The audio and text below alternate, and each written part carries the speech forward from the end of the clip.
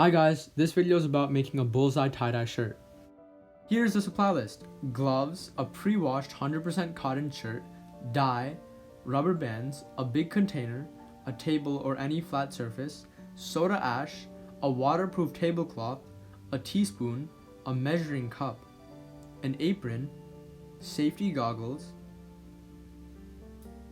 one big rack or two small racks, squeezy bottles, a small funnel, garbage bags, paper towels, and a ruler. Always pre-wash your shirts before tie-dyeing with warm water and very little detergent.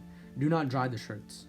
Place the wet shirts you'll be tie-dyeing into a mixture of soda ash and warm water for 20 to 40 minutes. Proportion there is about 1 cup of soda ash per 2 gallons of water.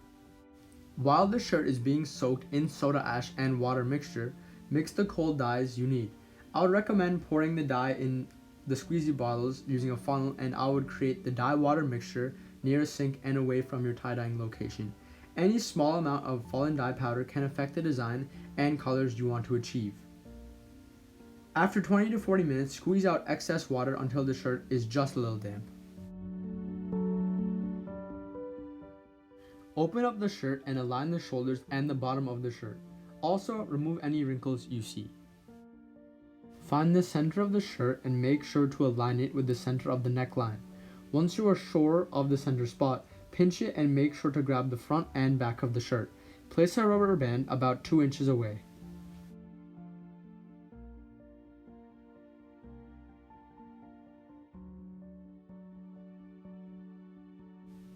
Open up the area of the shirt after the first rubber band and create long folds so there is a consistent pattern. Keeping the folds, place the second rubber band 1 inch away from the first rubber band. We will keep this pattern for all the bullseye circles we create, 2 inch followed by 1 inch separations.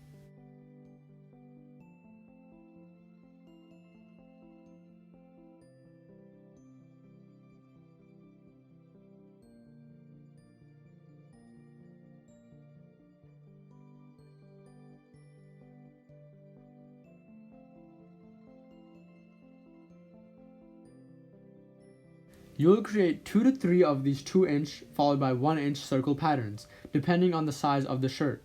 The circle patterns don't need to go beyond the neckline.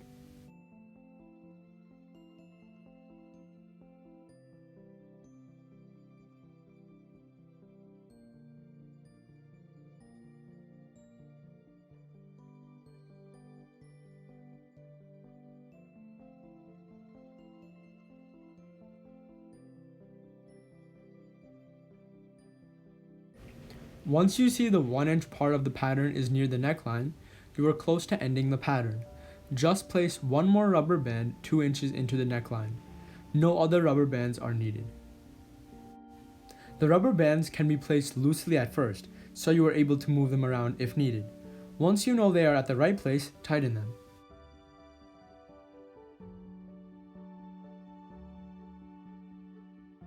Grab some paper towels and place them on the table.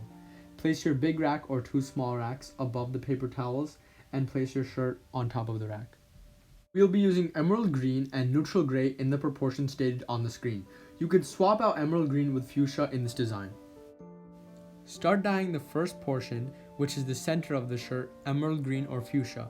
Today I'm using emerald green. Do the 2 inch sections of the circular pattern emerald green or fuchsia and the 1 inch portions neutral gray. Although you could go up to the rubber bands, try to stay in the middle of the section and spend more time there instead of near the rubber bands. If you are near the rubber bands too much, the color will leak into other sections more than you want them to. Use the squeezy bottle nozzle to get into the folds while mostly staying in the middle of the sections. If you do not get into the folds, there will be many portions of the bullseye that will be unevenly white.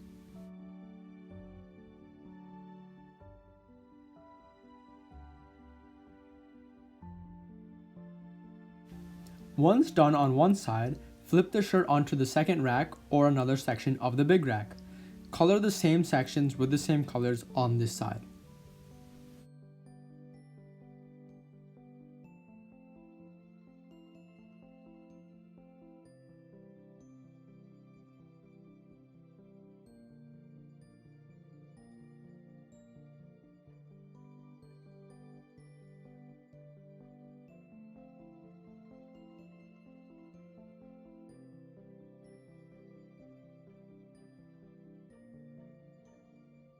When handling color, it is a good idea to wipe down the gloves after you touch a color, since you don't want those hands touching another color on the shirt.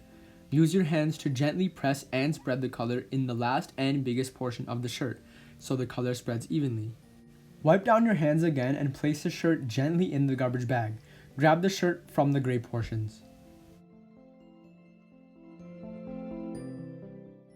After 24 hours, wash the shirt under water with the rubber band still on and keep the big gray portion on the bottom. Reason for this is that you want to avoid any leakage of the darkest color onto the lighter areas. Once water runs clear after squeezing, take off the rubber bands. Keep washing and squeezing the shirt until the water runs clear.